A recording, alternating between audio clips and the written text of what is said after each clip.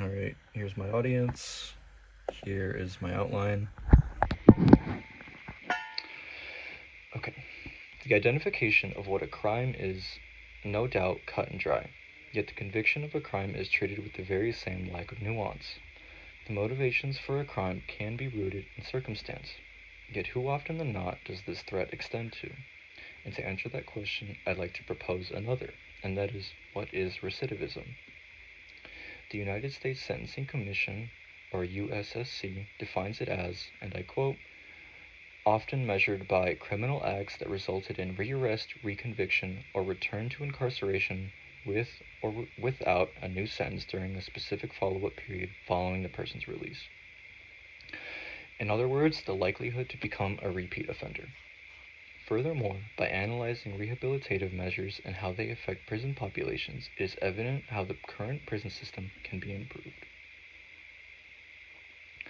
Erica Bryant with Vera said it best in their article, Why Punishing People in Jail and Prison Isn't Working, where she said, and I quote, in many cases, people are sent to jails and prisons due to their behavior rooted in poverty, homelessness, mental illness, and substance abuse, the outcomes of woefully insufficient investments in community health.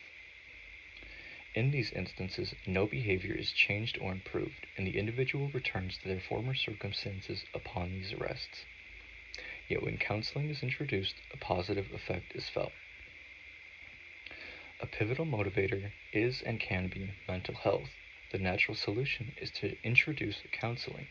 Christy Vishner and John Eason with Brookings can be accredited to the elaboration of this concept, where they said, and I quote, cognitive behavioral therapy emerged as a psychosocial intervention that helps people learn how to identify and change destructive or disturbing thought patterns that have had a negative influence on behavior and emotions.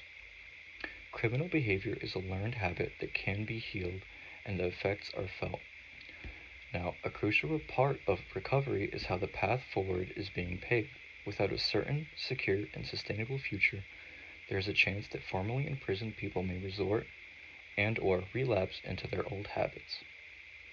Employment for newly freed prisoners and incarcerated people is the next big step in reintegrating back into society.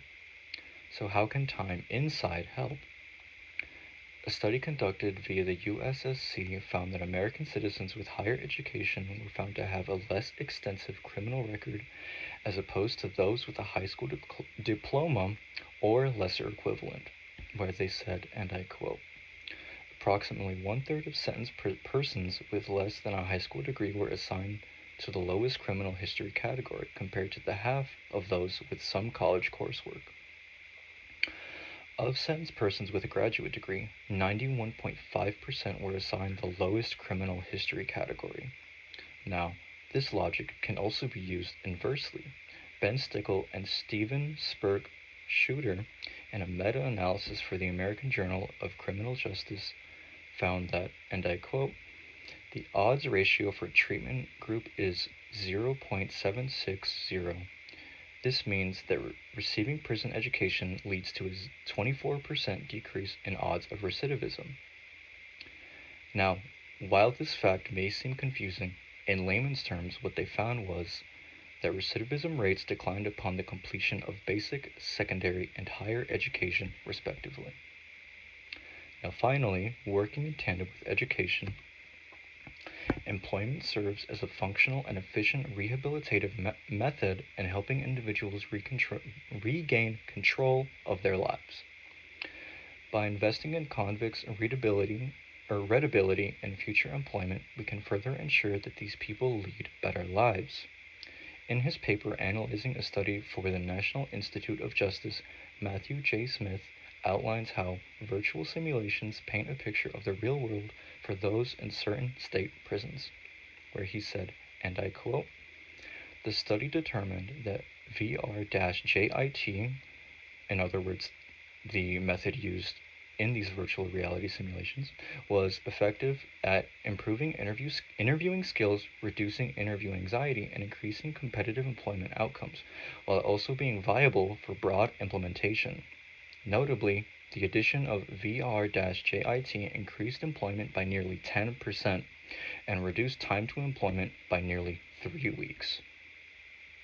Now, if substantial change is to come about, we must refrain from these band-aid fixes and tackle the issue systematically. Rehabilitation stands to reduce prison density, reduce recidivism, and promote a healthier society. If I could put it as bluntly as possible, it is time we start treating incarceration more like healthcare as opposed to punishment with an iron fist.